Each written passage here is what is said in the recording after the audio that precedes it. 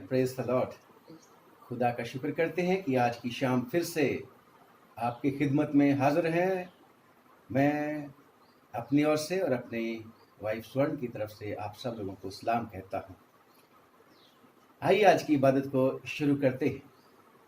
खुदा बाप, खुदा बेटा और खुदा पाक रूह के नाम में आमीन।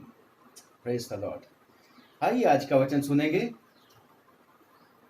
ज़बूरों की किताब और उसका 119 चैप्टर वर्सेस 65 टू 72। भजन संहिता 119 अध्याय 65 आयत से लेके 72 आयत तक। प्लीज पढ़ने में हमारी अगुवाई कर दें।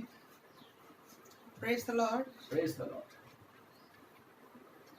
लिखा है, हे यहोवा, तूने अपने वचन के अनुसार अपने दास के संग भलाई की है।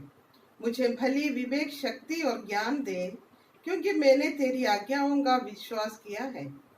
उससे पहले मैं दुखित हुआ, मैं भटकता था, परंतु अब मैं तेरे वचन को मानता हूँ। तू भला है और भला करता भी है। मुझे अपनी विधियां सिखा। अभिमानियों ने तो मेरे विरुद्ध झूठ बात गढ़ी है, परंतु मैं तेरे उपदेशों को पूरे मन से पकड़े रहूंगा। उनका मन मोटा हो गया है, परंतु मैं तेरी व्यवस्था के कारण सुखी हूँ। मुझे जो दुख हुआ वो मेरे लिए भला ही हुआ है, जिससे मैं तेरी विधियों को सीख सकूं। तेरी दी हुई व्यवस्था मेरे लिए हजारों रुपयों और मोहरों से भी उत्तम है। आमीन। आमीन। खुदा उनका धन्यवाद हो। आइए प्रार्थना करेंगे। सर्वशक्तिमान पिता, हम आपका धन्यवाद करते हैं कि आप हमारे दयालु परमेश्वर हैं।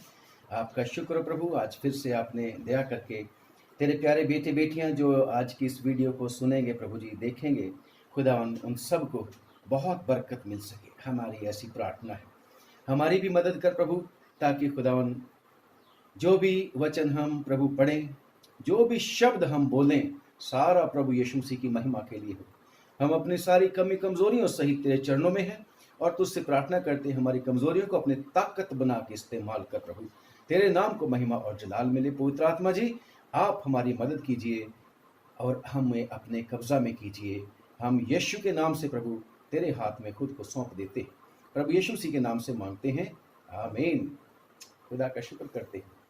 प्रियो, आज फिर से हम लॉकडाउन में हैं और इस कोरोना वायरस की वजह से सबके साथ हैं हम भी। आप और हम सब लोग, मेरा परिवार, आप सबका परिवार जो देख रहे हैं, कोरोना वायरस की वजह से इस लॉकडाउन में अपने अपने घरों में बैठे हैं। और कितनी ही बार हम सोचते रहते हैं, बहुत बुरा हो गया, बहुत बुरा हो गया, बहुत बुरा हो गया। वाकई बहुत बुरा हो गया और हमें इसका कुछ सूझ नहीं पड़ता है। कुछ दिखाई नहीं दे रहा कि ये इलाज निकल आया है और जिसकी वजह से अब जल्दी ही इस बीमारी से, इस परेशानी से छुटकारा मिल जाएगा। और इस परेशानी में चाहे कोई अच्छा है, चाहे कोई बुरा है लोगों की नजर में, चाहे कोई अमीर है, चाहे कोई गरीब है, चाहे कोई पढ़ा लिखा है, चाहे कोई अनपढ़ है, चाहे कोई काला है, गोरा है, सब एक समान इसमें इस कोरोना वायरस की चपेट में है। परंतु खुदा का शुक्र करते हैं, आपको और हमको खुदावन ने आज तक बनाए रखा है। और खुदा का शुक्र करते हैं कि खुदा ने आज तक आपकी और मेरी किसी भी जरूरत को अधूरा नहीं छोड़ा, बल्कि समय पर अपने वायदे को पूरा करके समय पर हमारी सब जरूरतों को पूरा किया, क्योंकि वो विश्वास के योग्य है। हम मनुष्य हैं, हम शुरू से परमेश्वर के साथ गड़बड़ी करते रहते हैं, परंतु वो वफादार है। वो अपनी कसम से, अपनी वाचा से, जो उसने विश्वासियों के पिता इब्राहिम के साथ खाई हुई है, उससे मुकर नहीं सकता, उसको तोड़ता नहीं। हम लोग, मनुष्य लोग तोड़ देते हैं, परंतु फिर कहता है परमेश्वर, मैं अपनी उस वाचा के कारण जो मैंने इब्राहिम से बांधी थी, फिर से इनके ऊपर अनुग्रह करूंगा। और प्रियो, आज का जो वचन हमने पढ़ा है, इसमें 2 आयतें हैं। खास तौर से मैं इनके ऊपर आप लोगों का ध्यान आकर्षित करना चाहता हूं कि परमेश्वर का वचन कहता है, उससे पहले कि मैं दुखित हुआ, मैं भटकता था। यानी कि मेरे भटकने की वजह से मेरे को दुख हुआ है। और कहता है, आगे कहता है, अच्छा ही हुआ ये जो दुख हुआ है मेरे अच्छे के लिए हुआ है। प्रियो, बेशक परमेश्वर का वचन, जैसे हम नीति वचन की किताब में पढ़ते हैं, वहां पर भी लिखा हुआ है कि परमेश्वर ने धर्मी को भी खास मकसद के लिए चुना है। धर्मी मनुष्य को परमेश्वर ने अपनी मर्जी को पूरा करने के लिए चुना, और परमेश्वर ने उन लोगों को जो दुष्टता करते रहते हैं, हटते नहीं, उनको भी खास पर्पस के लिए चुना है। कौन दुष्ट है, कौन धर्मी है, ये मैं और आप नहीं कह सकते, लेकिन ये कह सकते हैं सिर्फ वो लोग जब हम प्रभु यीशु मसीह के ऊपर विश्वास कर लेते। क्योंकि परमेश्वर के वचन में लिखा है, सारे के सारे पापी हैं, सब ने पाप किया और परमेश्वर की महिमा से रहित है। और लिखा है 3:23 में रोमियो के, परंतु खुदावन के अनुग्रह की वजह से यीशु मसीह के ऊपर विश्वास करने के द्वारा हम मुफ्त में धर्मी ठहराए जाते हैं। और खुदा का शुक्र करते हैं, आज जो वचन हमने पढ़ा है ये भी लिखा किसका, दाऊद का भजन हम इसको कहते हैं, लिखा हुआ इसी के ऊपर में, स्टार्टिंग में इन जबूरों के ऊपर, कि ये भी दाऊद का भजन है। और दाऊद को मैं और आप ये कहते हैं कि दाऊद चाहे खूनी था, बहुत लड़ाइयां उसने लड़ी, खुदावन ने भी उसको कह दिया था, नहीं नहीं नहीं, तू मेरा घर नहीं बनाएगा, तूने बहुत खून बहाया है, तेरा बेटा मेरा घर बनाएगा, सोलोमन।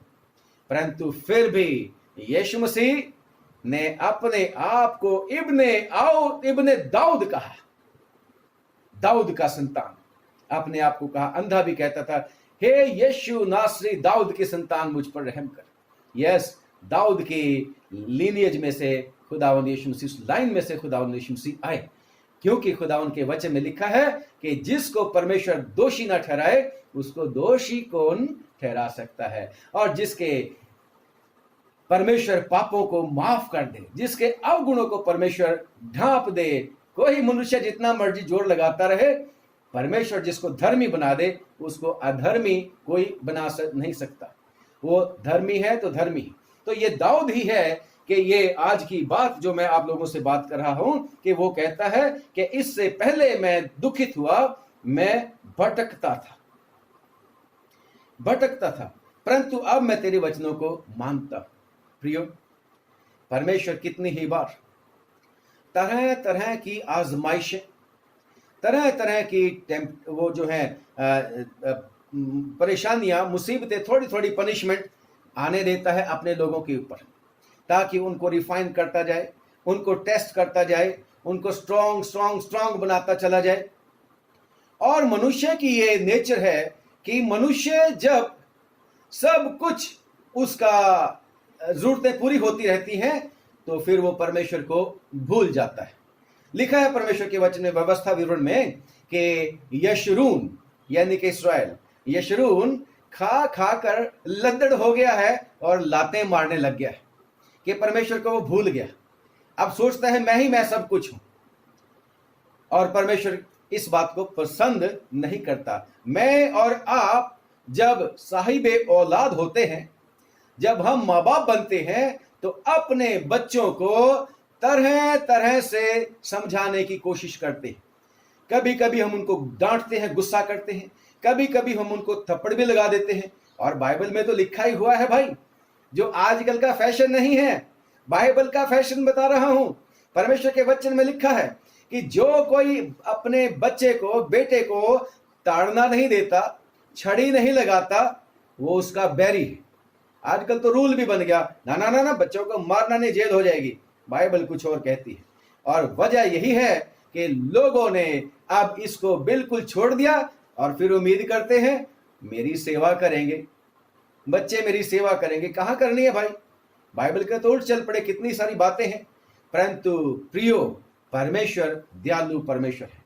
परमेश्वर के वचन में लिखा है कि परमेश्वर जिसको बेटा बना लेता है उसको ताड़ना भी करता है। जब परमेश्वर के वचन में पढ़ते हैं इब्रानियों की चिट्ठी और उसका 12वां अध्याय, इब्रानियों की चिट्ठी और उसका 12वां अध्याय मैं आप लोगों के सामने पढ़ना चाहूंगा। लिखा है परमेश्वर के वचन में, क्योंकि प्रभु जिससे प्रेम करता है उसकी ताड़ना भी करता है, ताड़ना भी करता है, और जिसे बेटा बना लेता है उसको कोड़े भी लगाता है। यह खुदावन का रूल है, यह किसी दुनिया का बनाया हुआ रूल नहीं है।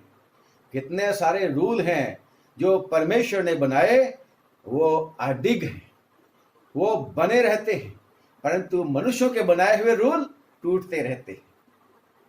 और ये रूल परमेश्वर का है कि जिसको परमेश्वर बेटा बना लेता है उसको कोड़े भी लगा देता है जब वो गलत रास्ते पर चलता है। और इसके उल्ट लिखा है, जैसे पिता अपने उस बेटे से प्रेम करता है जो उसकी आज्ञा मानता है, ऐसे परमेश्वर भी जो उसकी आज्ञाओं को मानते हैं उनको प्यार करता है।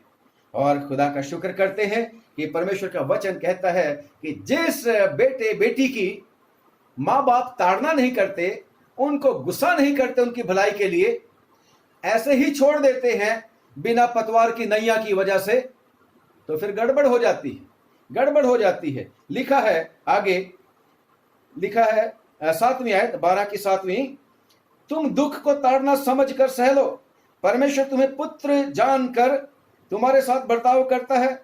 वो कौन सा बेटा है जिसकी ताड़ना पिता नहीं करता? क्वेश्चन मार्क है, क्वेश्चन मार्क है। वो कौन सा औलाद है, बेटा बेटी है जिसकी ताड़ना माँ बाप नहीं करते? और लिखा है, यदि वो ताड़ना जिसके भागी सब होते हैं तुम्हारी नहीं हुई तो तुम पुत्र नहीं पर व्यभिचार की संतान ठहरे। फिर जबकि हमारे शारीरिक पिता भी हमारी ताड़ना किया करते थे, तो क्या आत्माओं के पिता के और भी अधीन ना रहें जिससे जीवित रहें? वे तो अपनी अपनी समझ के अनुसार थोड़े दिनों के लिए ताड़ना करते थे, पर ये तो हमारे लाभ के लिए ताड़ना करता है कि हम भी उसकी पवित्रता के भागी हो जाएं। और वर्तमान में हर प्रकार की ताड़ना आनंद की नहीं पर शोक ही की बात दिखाई पड़ती है, तो भी जो उसको सहते सहते पक्के हो गए हैं, पीछे उन्हें चैन के साथ धर्म का प्रतिफल मिलता है। प्रियो, ये कोरोना वायरस जिसको हम सोचते हैं कि किसी मनुष्य का बनाया हुआ है, यस, ऐसे सुनते हैं, हम भी ऐसा ही सुनते हैं। रोज खबरों के बीच में हम सुनते हैं ये कोरोना वायरस वुहान से निकल गया, चाइना से निकल गया। सच्चाई क्या है हमें क्या पता, हमें नहीं पता, पर यही पता है कि कोरोना वायरस आ गया है। छोटा सा वायरस लोगों के काबू में नहीं आता, परंतु लिखा है परमेश्वर के वचन में कि परमेश्वर ही है जो विपत्ति रचता है, परमेश्वर ही है जो ताड़ना देता है, परमेश्वर ही है जो शांति भी देता है। शांति उनके लिए जो परमेश्वर की तरफ मुड़ आते हैं, परमेश्वर की तरफ आ जाते हैं, और विनाश उनके लिए जो परमेश्वर के पुत्र प्रभु यीशु मसीह के ऊपर विश्वास नहीं करते। सिर्फ मैं ही नहीं, दुनिया के पता नहीं कितने लोग हैं जो मसीही हैं, वो यही कहते हैं कि कोई ऐसा मनुष्य नहीं पैदा हुआ जो मर के जीवित हुआ है। और ये काम आम मनुष्य का नहीं, उसी का हो सकता है जो परमेश्वर मानव रूप धारण करके आया, क्योंकि परमेश्वर सब चीजों के ऊपर अधिकार रखता है, जीवन के ऊपर भी और मृत्यु के ऊपर भी। और खुदा का शुक्र करते हैं प्रियो कि खुदावन ने दया करी है, मुझे और आपको फिर भी बचाए रखा है। बेशक ये ताड़ना सबके लिए, जैसे मैंने शुरू में बोला था, सबके लिए ताड़ना है, परंतु कुछ लोग हैं जिनके लिए ताड़ना, ये जो परेशानी है, ये जो दुख हैं, ये तकलीफें हैं, वो उनके लिए अच्छे नहीं, क्योंकि उनको आशा नहीं है। परंतु जो लोग परमेश्वर के ऊपर विश्वास करते हैं, उनके लिए परमेश्वर का वायदा है कि परमेश्वर के ऊपर विश्वास करने वालों के लिए सब बातें मिलकर भलाई को उत्पन्न करती है, उनका फायदा ही फायदा है। और वो अगर इस वायरस को भी परमेश्वर की ओर से ताड़ना समझ के ले लेंगे तो और उसका शुक्र करते रहेंगे, तो परमेश्वर सचमुच में उनके लिए आशीष उपजा देगा।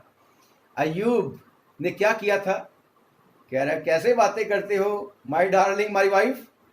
कहते अगर परमेश्वर अच्छी चीजें जब हमें देता है तो क्या जब वो हमें बुरी चीजें दे तो ना लें?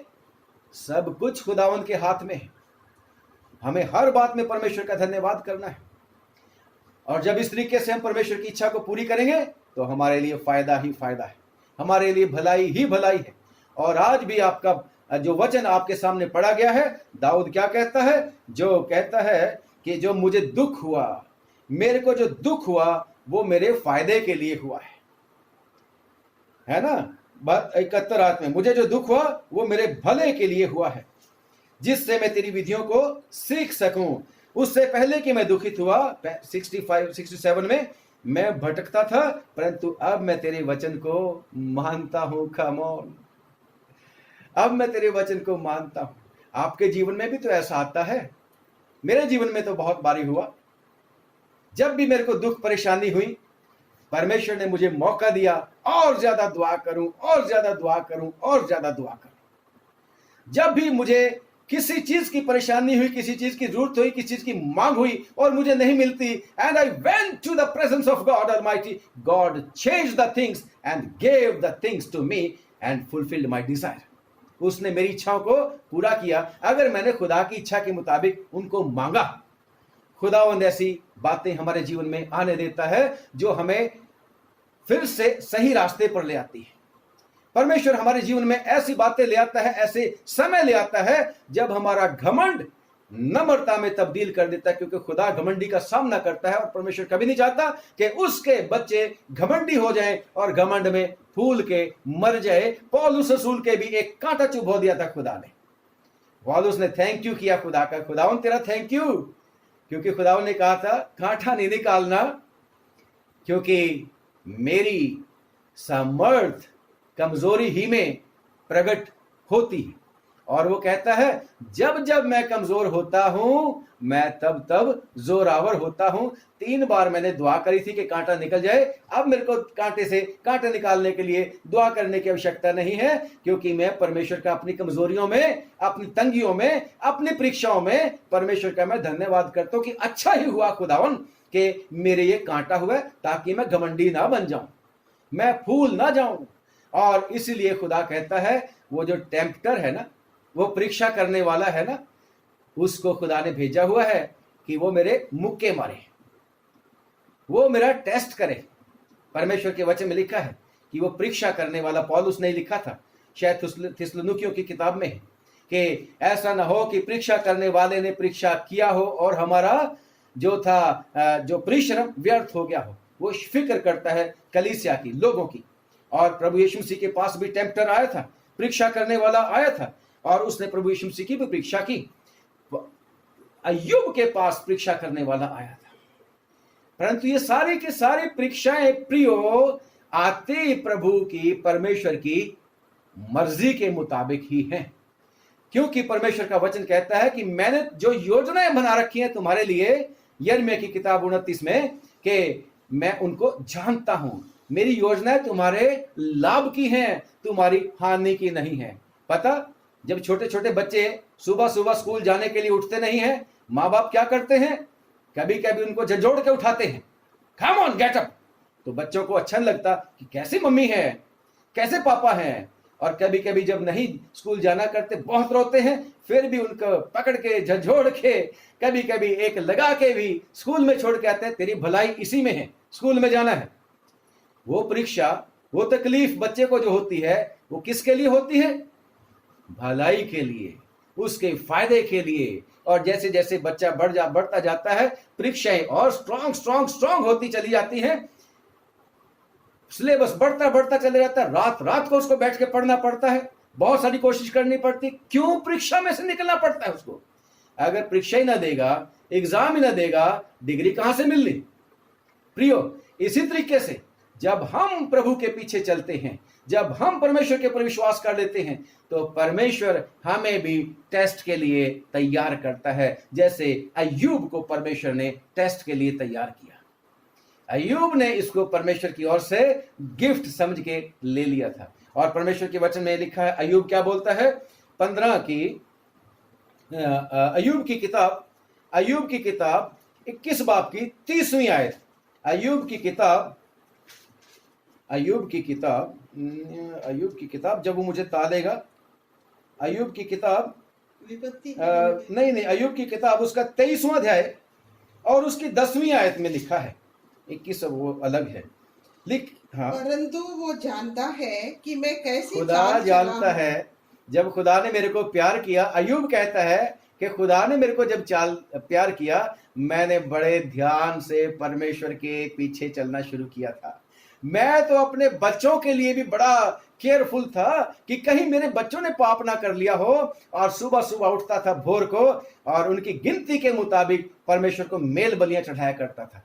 ये इस वाले बेटे की है, ये इस वाले बेटे की है, ये इस वाले बेटे की है, ये इस वाली बेटी की है ना। हर एक बेटे और बेटी के लिए, जैसे आज आप और मैं दुआ करते हैं अपने अपने परिवार के मेंबरों के लिए, बच्चों के लिए दुआ करना शुरू कर देते हैं। हम तो कोई सैक्रिफाइस बहुत ज्यादा नहीं कर रहे। अय्यूब तो सैक्रिफाइस करता था, मेल बलियां चढ़ाया करता था, और तभी तो परमेश्वर को कहना पड़ा था, कम ऑन, देखा है पृथ्वी के ऊपर तू घूमता फिरता आया शैतान, मेरे बंदे अय्यूब को देखा है, उस जैसा कोई आदमी है ही नहीं है पृथ्वी भर के ऊपर, वो धर्मी मनुष्य है। और शैतान को परमिशन मिली, आपको स्टोरी का पता है, पढ़ना इसको अय्यूब की किताब उसके पहले बाप को, और उसको परमिशन मिली कि जा उसको टेस्ट कर।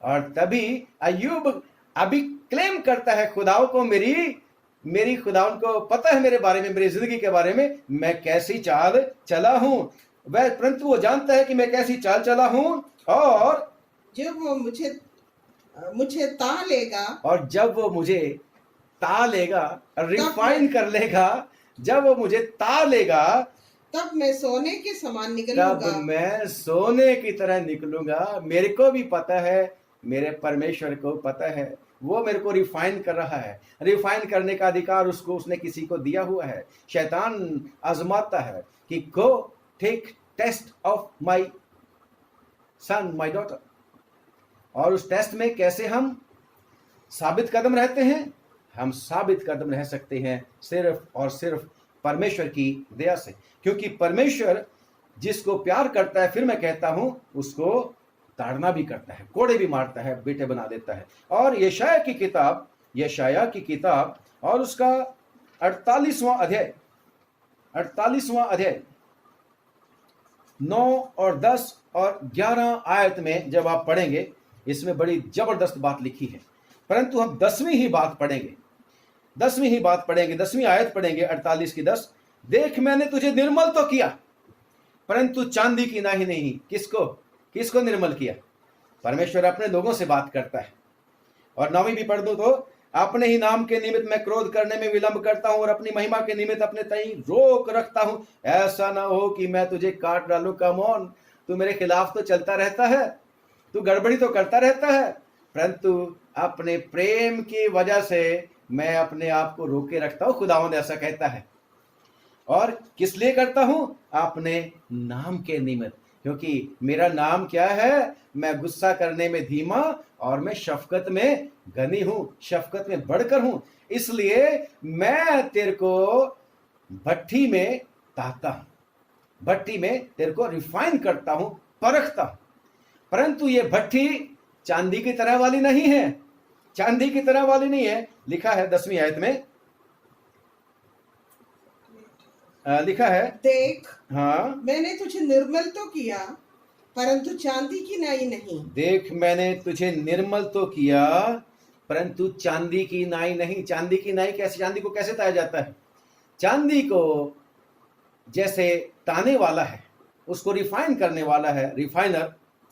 चांदी को, क्योंकि चांदी में बहुत सारी ऐसी चीजें होती हैं जो मैल जिसको बोलते हैं, वो चांदी के साथ ही मिक्स होती है। हम भी जब इस दुनिया के बीच में हैं, तो जब तक हम प्रभु यीशु मसीह के लहू से धुल नहीं जाते और जब तक हम रिफाइन नहीं हो जाते थोड़ा थोड़ा करके, हिस्सा अगर हिस्सा, तब तक वो मैल वो हमारे अंदर रहता है, जब तक प्रभु हमें धो ना ले, शुद्ध ना कर दे, क्योंकि यीशु मसीह के लहू के द्वारा हम शुद्ध होते हैं। तो चांदी की मैल दूर करने के लिए उसको भट्टी में तब तक छोड़ दिया जाता है, उस आग में तब तक छोड़ दिया जाता है, जब तक कि रिफाइनर का मुंह चांदी में उस जो बिल्कुल रिफाइन हो जाती है दिखना ना शुरू हो जाए, इतना शुद्ध करके छोड़ देता है। परंतु कम ऑन, मैं और आप, लिखा है परमेश्वर के वचन में, दृष्टि की परमेश्वर ने 24वां अध्याय ज़बूर में कि कोई है खुदा का मानने वाला? कह रहा कोई भी नहीं। मुझे और आपको अगर चांदी की तरह ता दिया जाए तो फिर तो कुछ नहीं बनना, कुछ नहीं निकलना। इसीलिए परमेश्वर कहता है मैंने आग की भट्ठी में, वो जो नरक वाली है उसमें जाना है। उसमें फिर कोई चांदी की तरह नहीं, उसमें तो ऐसे के ऐसे रहेंगे। परंतु परमेश्वर कहता है मैंने तुझे निर्मल तो किया परंतु चांदी की तरह नहीं निर्मल किया। कैसे किया? फिर मैंने दुख की भट्टी में कहता परख कर है तुझे चुन मैंने लिया। जो तेरे को चुना है दुख की भट्टी में, आग की भट्टी में नहीं जिसमें चांदी ताई जाती है। मैंने तेरे को दुख की भट्टी में ताकर रिफाइन किया है, शुद्ध किया है। और जब हम पढ़ते हैं परमेश्वर के वचन में जकराया नबी की किताब और उसका 12वां अध्याय, जकराया नबी की किताब और उसका 12वें अध्याय में मैं जल्दी से निकाल के आपके सामने पढ़ता हूं। वहां लिखा है जकराया नबी की किताब और उसका 13वां अध्याय, जब परमेश्वर का बंदा जकराया को वचन परमेश्वर का पहुंचा, लोग अपनी गर्दन कशी की वजह से, डिठाई की वजह से, पाप की वजह से कि परमेश्वर की तरफ नहीं आए, मर्जी करते रहे, जो खुदा नहीं है उनमें खुदा ढूंढते रहे और हर तरह का बुरा बुरा काम, शैतान का काम करते रहे। तो परमेश्वर ने इनको गुलामी में भिजवा दिया। जकराया को वहां पर परमेश्वर का वचन पहुंचा और खुदा का बंदा बड़ी सख्त सजा बता रहा है। कहता है परमेश्वर कि मैं, यहोवा की ये वाणी है कि मैं उसके निवासियों की 2/3 मार दूंगा परंतु 1/3 जो मैं बचा लूंगा। खुदावन अगर भट्टी में डाल दे चांदी की तरह रिफाइन करने के लिए तो सभी मर जाएंगे। कोई भी प्राणी परमेश्वर के सामने खड़ा नहीं रह सकता। ज़बूरों में लिखा हुआ है कि अगर खुदावंद लेखा लेना शुरू कर दे, कम ऑन विश्वासियों, आज आप और मैं भी सोचें, अगर आज ही परमेश्वर आ जाए, यीशु मसीह दुनिया का न्याय करने के लिए, क्या मैं और आप खड़े रह सकते हैं उसके सामने? परमेश्वर के वचन में लिखा है कि यदि परमेश्वर लेखा लेना शुरू करे तो कौन उसके सामने खड़ा रह सकता है? कोई भी नहीं खड़ा रह सकता। पर खुदा का शुक्र करते हैं कि परमेश्वर हमें माफ करता रहता है, रिफाइन करता रहता है। लिखा है 9वीं आयत में, उस तिहाई को मैं आग में डालकर ऐसा निर्मल करूंगा जैसा रूपा निर्मल किया जाता है और ऐसा जांचूंगा जैसा सोना जांचा जाता है। वे मुझसे दुआ करेंगे और मैं उनकी सुनूंगा। मैं उनके विषय में कहूंगा ये मेरी प्रजा है और वे मेरे विषय में कहेंगे, मेरे बारे में कहेंगे यहोवा हमारा परमेश्वर है। कब? ये तब होगा जब वो रिफाइन कर लेगा, जब वो हमें शुद्ध कर लेगा, जब वो उस भट्टी में से दुख जब भी हमारे जीवन में आते हैं तो इसको हमने खुदा की ओर से सचमुच में आनंद की बात समझनी है।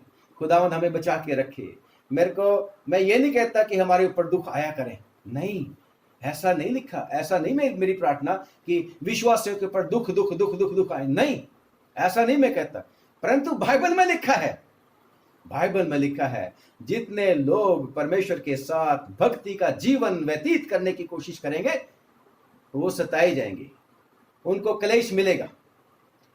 और परमेश्वर के वचन में एक्ट्स ऑफ द अपोस्टल्स में भी लिखा है कि पौलुस कहता है, याद है हम तुम्हें समझाया करते थे कि हम जितने मसीह के साथ चलेंगे हमें दुख उठाकर, क्लेश उठाकर परमेश्वर के राज्य में प्रवेश करना जरूरी है। थिस्सलुनीकियों की चिट्ठी में भी लिखा है, पहला थिस्सलुनीकियों उसका 3 अध्याय में भी, कि भाई बेशक ये जो दुख है अच्छे नहीं है परंतु इसका नतीजा बहुत अच्छा है। विश्वासियों के लिए नतीजा, इसका रिजल्ट इसका बहुत ही अच्छा होता है। यीशु मसीह हमारे सामने एक एग्जाम्पल है। यीशु मसीह ने आपके और मेरे लिए दुख और तकलीफें और परेशानियां और सारी की सारी बेइज्जती सही, किस लिए? कि वो मेरे को और आपको ना मिले। यीशु मसीह ने पहले कह दिया था, जो कोई मेरे पीछे आएगा वो अपनी स्लीब को उठाना पड़ेगा उसको। ऐसे ही नहीं मसीही बन गए बड़ी मसीह बन गए, नहीं, उसके साथ दुख भी उठाने के लिए हमें तैयार रहना है। और जब वो हमें रिफाइन करता है तो थैंक यू बोलना है। और परमेश्वर के वचन में लिखा है कि जो अक्सर हम बात करते हैं, हर बात में परमेश्वर का धन्यवाद करना है। हमने इस कोरोना वायरस के लिए भी विश्वासियों दुआ तो करनी है, दुआ करने के खुदावन बस कर रहम कर दे, लोग मरी जा रहे हैं, परंतु धन्यवाद, धन्यवाद किस लिए? कि धन्यवाद तो इसका इलाज है, धन्यवाद तो इसको छुड़ा सकता है, लोगों को बचा सकता है, माफ कर सकता है। आपका और मेरा काम यही है, बिचवई की प्रार्थना हमने करनी है, जैसे यीशु मसीह बिचवई की प्रार्थना करते थे। बड़ा अजीब, अद्भुत, वो नाम ही उसका अद्भुत है।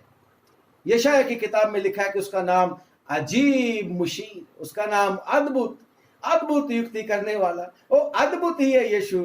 बड़ा सजा दे रहे हैं, किले ठोक रहे हैं उसके हाथों में, सलीब के ऊपर चढ़ा रहे हैं, फिर भी कहते हैं पिता इनको माफ कर, पिता इनको माफ कर, पिता इनको माफ कर। ऐसे दुख में परमेश्वर हमें नहीं पड़ने देगा। लिखा है परमेश्वर के वचन में कि जिसमें तुम्हारा खून बहा हो, ऐसी परीक्षा में अभी तक परमेश्वर ने तुम्हें नहीं पड़ने दिया। और वो तुम्हें ऐसी परीक्षा में जो तुम्हारे बर्दाश्त से बाहर है, ऐसे वाले दुख में नहीं जाने देगा, बल्कि दुख के साथ, परीक्षा के साथ निकासी भी करेगा।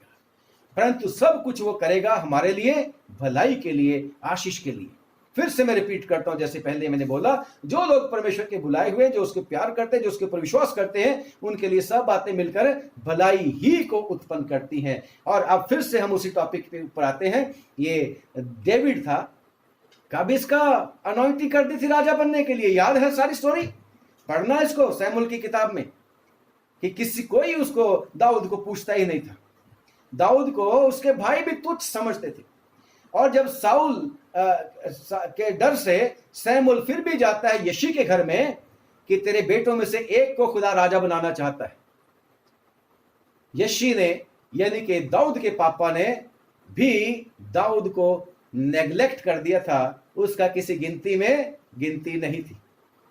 तो शमूएल को पूछना पड़ा था, क्या सारे बेटे आगे? कह रहे नहीं, एक है, वो भेड़ें चरा रहा है। ओ कम ऑन, ब्रिंग हिम, उसको भी लाओ। और उसको अनॉइंट कर दिया, राजा बना दिया। परंतु परमेश्वर ने उस राजा को जल्दी से गद्दी नहीं दे दी। जैसे आप और मैं कितनी बार जल्दी जल्दी करते, खुदावन जल्दी जल्दी मुझे ये भी दे दे, ये भी दे दे, ये भी दे दे, ये भी दे दे। ऐसे थोड़ी ना होता है। कहीं बिना पढ़े स्कूल में बिना गए डिग्री मिल जाएगी? जो डिग्री मिलती है तो वो जाली होती है और वो कोई जॉब नहीं मिलती। डिग्री प्राप्त की जाती है, अर्न की जाती है, अनुग्रह परमेश्वर का होता है। परंतु खुदा का अनुग्रह जो इसके ऊपर हुआ था, दाऊद के ऊपर, उसके बाद उसके जीवन में कैसे कैसे परेशानियां आई, आपको पता है, आपको पता है। बचपन में खुदा उनके प्रोग्राम उसके लिए थे, परंतु उसको शेर से लड़ना पड़ा था, उसका टेस्ट था। उसको रिच के साथ लड़ना पड़ा था। किसके लिए? अपनी भेड़ों के लिए। और ऐसे परमेश्वर उसको रिफाइन करता गया, उसको गोलियत के साथ लड़ना पड़ना था। जानवरों से भी लड़ाया और एक ऐसे द्यो जैसे इंसान से, दानव जैसे इंसान से, गोलियत से भी परमेश्वर ने कि अब क्या करेगा, कम ऑन, तेरा टेस्ट हो गया, विश्वास में सच्चा है कि नहीं? Yes, I come in the name of the Lord the God of hosts. ऐसा करके दाऊद ने उसको, गोलियत को मारा था। और उसके बाद भी खत्म नहीं हुआ प्यारो, वो तो भागता ही रहा। वो साउल राजा ने उसके साथ कितने दुश्मनी करी और दाऊद को कितना तकलीफ उठानी पड़ी होगी। दाऊद को जब उसको कहा था तू राजा का दामाद हो जाएगा अगर तू ये काम करके आएगा, परंतु क्या हुआ? जब दाऊद ने वो प्रोजेक्ट पूरा कर लिया तो उसकी पत्नी किसी और को दे दी गई, किसी और को राजा ने शादी कर दी। उसकी बात इसके साथ करी कहीं और। तो कहा क्या करते होंगे दाऊद के लोग, साथ में जो जाते होंगे सिपाही, आया था बड़ा राजा का दामाद बनने के लिए। उसके कानों में बातें पड़ती होंगी, उसको टेंशन से गुजरना पड़ा होगा, उसको परेशानियों से गुजरना पड़ा होगा, परंतु वो क्या करता था? हमेशा अपने परमेश्वर के चरणों में आ जाता था, खुदावन के पास आ जाता था। और जब भागा फिरता था दाऊद की वजह से, साउल की वजह से, तो हमेशा खुदावन को याद करता रहता था। साउल जब उसको मारने के लिए भाला भी था, उसके पास से भाग गया, तो खुदावन ने मेरे को बचा लिया लिखा है, क्योंकि वो तो वीणा बजाता था, दुआ मांगने वाला आदमी था, तो साउल के ऊपर से दुष्ट आत्मा उतर जाता था, परंतु उन तकलीफों में भी खुदा को याद करता था। सारी उसकी स्टोरी जब आप पढ़ोगे, उसकी जिंदगी दुखों से परेशानियों से भरी, और तभी वो कहता था कि इससे पहले कि मैं दुखित हुआ मैं तुझे जानता नहीं था, और अच्छा ही हुआ जो मुझे तकलीफ हुई, अच्छा ही हुआ जो मेरे को परेशानी हुई, क्यों मैं ताकि मैं तेरी विधियों को जानूं। प्यारो, सचमुच में फिर से मैं रिपीट करता हूं, जब हम परेशान हो जाते हैं तभी रब रब करते हैं, तभी रब रब करते हैं, अदरवाइज रब की जरूरत हमें कम ही महसूस होती है, क्योंकि फिर हम अपने ही उसमें रह जाते हैं। हिजकिया नबी भी उसकी स्टोरी का आपको पता है, यशायाह नबी की किताब और उसका 38वां आयत बाब और उसकी 17वीं आयत में वहां पर हिजकिया भी कहता है कि खुदावन मेरे ऊपर तूने रहम कर दिया, मेरे ऊपर तूने दया कर दी। हिजकिया नबी की किताब आपको पता है, आपने उसके बारे में सारी स्टोरी को पता है कि कैसे बीमार हो गया था वो। मैं पढ़ना चाहूंगा, लिखा है, हे प्रभु, इन्हीं बातों से लोग जीवित हैं और इन सबों से मेरी आत्मा को जीवन मिलता है। तू मुझे चंगा कर और मुझे जीवित रख। 38 आयत, यशायाह 38 आयत की 16वीं और अब 17वीं आयत पढ़ रहा हूं मैं। लिखा है, देख शांति ही के लिए मुझे बड़ी कड़वाहट मिली, शांति के लिए, परंतु तूने स्नेह करके मुझे विनाश के गड्ढे से निकाला है, क्योंकि मेरे सब पापों को तूने अपनी पीठ के पीछे फेंक दिया है। अगर हिजकिया के ऊपर वो आजमाइश ना आती, अगर वो बीमार ना होता, उसका पांव खराब ना होता, अगर वो परमेश्वर, तो उसने परमेश्वर के चरणों में भी नहीं आना था, क्योंकि वो तो राजा था, उसका मन भी फूल उठा था। परंतु जब सब कुछ हार गया, सारा इलाज बेकार हो गया, तो उसने यशायाह ने जाकर उसको कह दिया, कम ऑन, होने वाला है भाई, तेरा आखिरी समय होने वाला है, जो कुछ करना है कर ले। लिखा है, दीवार की तरफ मुंह करके हिजकिया बिलक बिलक कर रोने लगा, आहें भर भर के रोने लगा, और क्या कहता है खुदावन, मैं तेरे सामने ठीक से चलने की कोशिश करता आया हूं, चलता आया हूं। क्या ऐसा मेरा और आपका विश्वास है? कह सकते हैं हम हिजकिया की तरह? परंतु लिखा है कि यशायाह ये मैसेज दे के उसको अभी शहर से बाहर, नगर से बाहर भी नहीं निकला था कि खुदा का हुक्म आया, जा उसको कह दे मैंने तेरी दुआ सुन ली है। दुख जब आया तब ही उसने परमेश्वर को याद किया, और जब उसने परमेश्वर को याद किया, परमेश्वर ने उसकी उम्र को 15 साल और बढ़ा दिया, और उसके फोड़े को कोई बड़ा कोरोना वायरस की तरह इलाज ढूंढने के नहीं लगा दिया खुदा ने। आज भी खुदा एक मामूली से, खुदा की इच्छा जब हो जाएगी, जल्दी से इसका इलाज मिल जाएगा। जैसे हिजकिया के लिए क्या बोला गया था, दवाइयां फेल सब दवाइयां फेल। कम ऑन, अंजीर खाते हैं ना, अंजीर की एक पुलटस बना ले, टिकिया बना ले, फोड़े के ऊपर लगा दे, ठीक हो जाएगा, परसों तू खुदा के भवन में जाने पाएगा।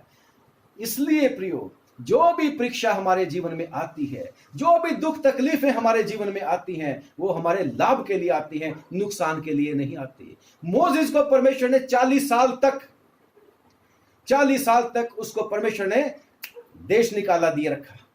40 साल तक वो बेगाने एरिया में रहा, 40 साल तक उसको भेड़े बकरियां चरानी पड़ी, इससे, क्योंकि परमेश्वर की योजना क्या थी, मैंने इसको अपनी प्रजा का चरवाहा बनाना है। इसको पता होना चाहिए लोगों के दुख दर्द का क्या मतलब होता है, और खुदा ने उसको इस तरीके से अपने प्रियों से भी दूर रखा। कैसा उसको लॉकडाउन कर दिया था, देश के बाहर क्वारंटीन कर दिया था। खुदा उस समय भी उसके साथ रहा, क्योंकि खुदा दाऊद के साथ रहता था, खुदा मोसेस के साथ रहता था, खुदा अपने लोगों के साथ हमेशा रहता है। उसने वायदा कर रखा है, मैं तुम्हें कभी छोड़ूंगा नहीं। जैसे हम संडे को पढ़ रहे थे, चाहे मैं घोर अंधकार के साये के वादी में से भी निकलूं, चाहे मैं मौत की वादी के साये में से भी निकलूं, तो भी ना डरूंगा, क्योंकि तू मेरे साथ रहता है। परीक्षा आ गई, परेशानी आ गई, दुख आ गए, तकलीफ आ गए, कोई बात नहीं, तू मेरे साथ रहता है खुदावन, मैं ना डरूंगा, और वो मेरे फायदा ही होगा। यूसुफ को खुदा ने किस तरीके से ट्रायल्स के बीच में से निकाला। लड़कपन में परमेश्वर ने बता दिया था कि मेरी योजना है कि तेरे को मैं राजा बनाऊंगा, मेरी योजना है तेरे लिए बहुत अच्छी। और बेशक उसको परसिक्यूशन बर्दाश्त करना पड़ा था उसके भाइयों के हाथ से, उसका जो बेच दिया गया था उसके मालिक के हाथ से, उसको जेल में जाना पड़ गया था। खुदावन ने उसको ऐसा रिफाइन किया दुख की भट्टी में डालकर कि उसको प्योर निकाल कर उसको एक बहुत ही बढ़िया चीज बनाकर उसको राजा बना दिया। और फिर उसने क्या बोला, यूसुफ ने क्या बोला अपने भाइयों को, ये तुम्हारी गलती नहीं थी, ये तुम्हारी गलती नहीं थी। यूसुफ अपने भाइयों को बोलता है तुमने तो मेरे साथ बुराई की थी परंतु परमेश्वर ने ये भलाई किया था। परमेश्वर मुझे तुमसे पहले मिस्र में ले आया था ताकि मेरे द्वारा आज तुम्हारा प्राण बच जाए। तो मेरे को यहां मिस्र में भेजने वाले तुम नहीं बल्कि परमेश्वर मुझे लाने वाला था, और मेरे को यहां तक पहुंचाने में खुदा की योजना, इतने टेस्ट मेरे को पास करने पड़े थे। प्रियो, मैं और आप भी हमेशा टेस्ट के लिए जब भी हमारे ऊपर आता है खुदावन से प्रार्थना करने की आवश्यकता है, उसके चरणों में झुक जाने की आवश्यकता है। आज लॉकडाउन के दौरान मुझे और आपको अपने प्रभु के लहू की कवरिंग में रहने की आवश्यकता है। आज मुझे और आपको अपने प्रभु के शरण में बैठे रहने की आवश्यकता है ताकि खुदावन हमें इस कोरोना वायरस के बुरे इफेक्ट से बचा के रखे। यस, वो दयालु परमेश्वर है। उसने ये कोरोना वायरस, जो उसके प्यारे लोग हैं जिन्होंने नम्रता पूर्वक प्रभु यीशु मसीह के ऊपर विश्वास कर लिया है, उनके लिए कोरोना वायरस नहीं। परमेश्वर के वचन में लिखा है, आप कहोगे अपने आप को बहुत धर्मी बताता है। मैं नहीं कहता मैं धर्मी बहुत हूं, परंतु खुदा ने अनुग्रह मेरे ऊपर किया है, उसके अनुग्रह से, उसकी दया से मैं धर्मी बना हूं। मैंने कुछ नहीं किया। लिखा है सोने चांदी से नहीं, तुम्हारे अच्छे कामों से नहीं धर्मी बने, उसकी दया से, उसके गिफ्ट है ये। और गिफ्ट जब मिलती है तो कोई क्वालिफिकेशन नहीं होती, गिफ्ट तो गिफ्ट होती है। और गिफ्ट मेरे को क्या मिली है कि मेरे को खुदा ने अपना प्यारा बेटा प्रभु यीशु मसीह दे दिया, आपको भी, आपको भी। इसलिए हम कहते हैं उसकी दया से मैं पाप रहित हुआ हूं। बेशक जब तक इस जीवन के बीच में हम हैं, हमारे साथ टकराव होता जाना किसका, वो परीक्षा करने वाले का। उसने हमें रिफाइन करते जाना है और खुदावन हमें निकालता जाएगा, टेस्ट में से पास करेगा, क्योंकि युद्ध हमारा नहीं बल्कि उसका है। परमेश्वर के वचन में पढ़ेंगे, परमेश्वर के वचन में पढ़ेंगे अय्यूब की किताब, परमेश्वर के वचन में पढ़ेंगे अय्यूब की किताब और उसका 20वां अध्याय और उसकी 30वीं आयत। अय्यूब की किताब उसका 20 अध्याय उसकी 30 आयत में। अय्यूब की किताब,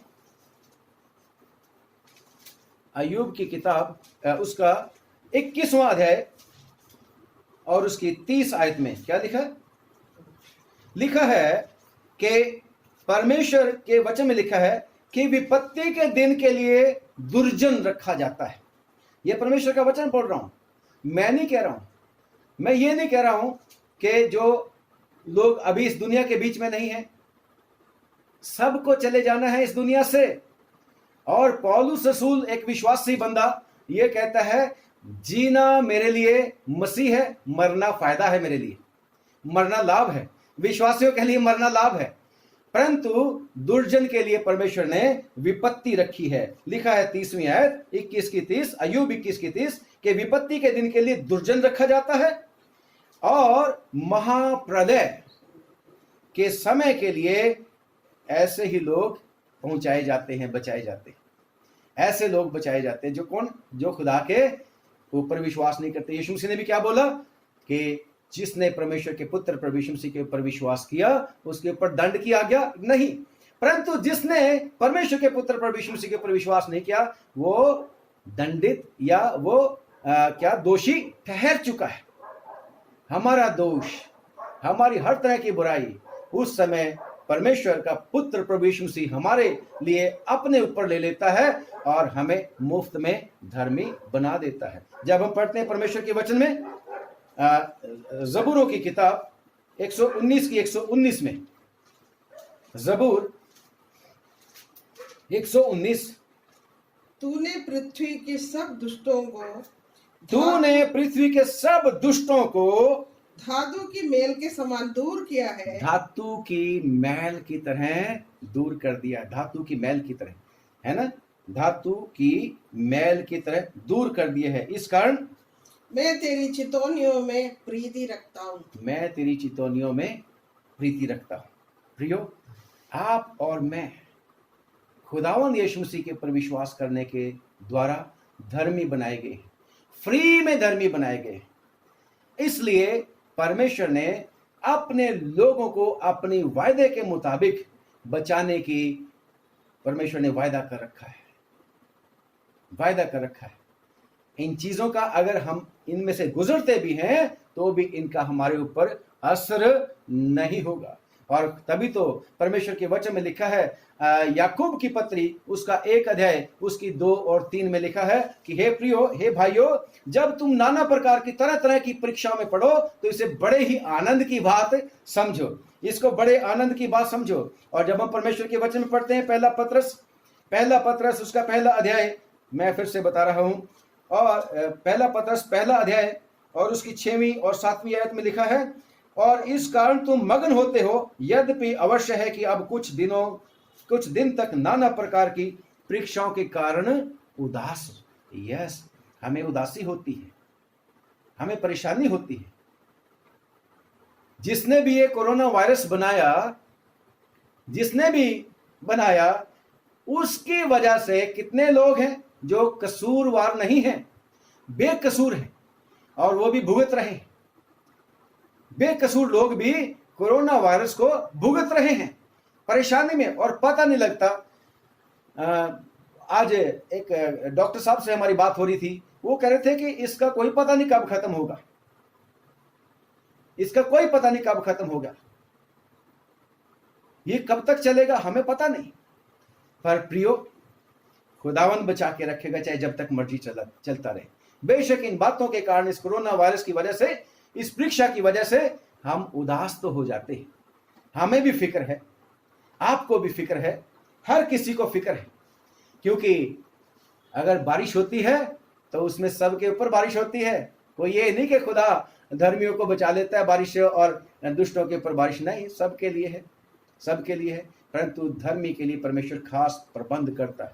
लिखा है, बेशक आज तक की इस परीक्षाओं से तुम थोड़ी देर के लिए उदास हो, और ये इसलिए कि तुम्हारा परखा हुआ विश्वास, जो आग से ताए हुए नाशमान सोने से भी कहीं अधिक बहुमूल्य है, यीशु मसीह के प्रकट होने पर प्रशंसा और महिमा और आदर का कारण ठहरे। परमेश्वर ने आज मेरे को और आपको मौका दे रखा है। और कितने ही लोगों ने, हम थोड़ी देर पहले बात कर रहे थे, मैं और मेरी वाइफ, कितने ही लोग हैं जिन्होंने बाइबल को शुरू करके एक बार पढ़ ही लिया होगा। कितने ही लोग हैं जिन्होंने कितनी सारी स्टडी बाइबल को की होगी।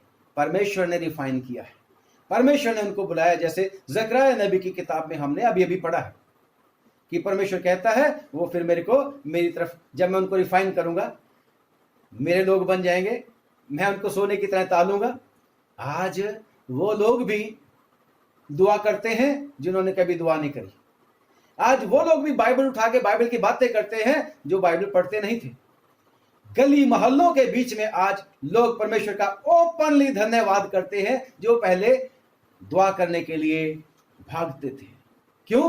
कि परमेश्वर ने ये काम उन सब के लिए, हम सब के लिए भलाई के लिए किया है। कोरोना वायरस विश्वासियों के लिए आशीष का कारण है। खुदा का शुक्र करते हैं। और अगर हम विश्वासी बने रहेंगे तो इससे क्या होगा? हमारी क्या होगी? महिमा होगी, इससे हमारी प्रशंसा होगी, और इससे आदर मिलेगा। कब? जब प्रभु यीशु मसीह प्रकट होंगे। और होशे की किताब बड़े जबरदस्त तरीके से मुझे और आपको कहती है। होशे नबी की किताब और उसका 6वां अध्याय और उसकी 1 से लेके 3 आयत तक, ये कोरोना वायरस मुझे और आपको, हर एक विश्वासी को, बल्कि दुनिया के हर एक आदमी को ये इनविटेशन है कि प्रभु यीशु मसीह के ऊपर विश्वास कर लें, यीशु मसीह के ऊपर विश्वास कर लें। क्योंकि कोई ऐसा नहीं है जो मर के जीवित हुआ है। यीशु मसीह जैसा कोई नहीं आया, यीशु मसीह जैसा कोई नहीं आया। यीशु मसीह जैसा खुदा, कोई इस दुनिया पे बहुत सारे सो कॉल्ड खुदा हुए हैं, सब ने पापियों को मारा ही मारा है, परंतु सिर्फ और सिर्फ एक यीशु मसीह है। वो कहता है चाहे तुम्हारे पाप लाल रंग के हों, चाहे किरमजी रंग के हों, तो भी मैं उनको धोकर शुद्ध कर दूंगा, श्वेत कर दूंगा, उजले कर दूंगा, बर्फ की तरह कर दूंगा। यीशु मसीह माफ कर सकता है। परंतु परमेश्वर का वचन क्या कहता है, हम इसको क्लोजिंग की तरफ बढ़ते हैं।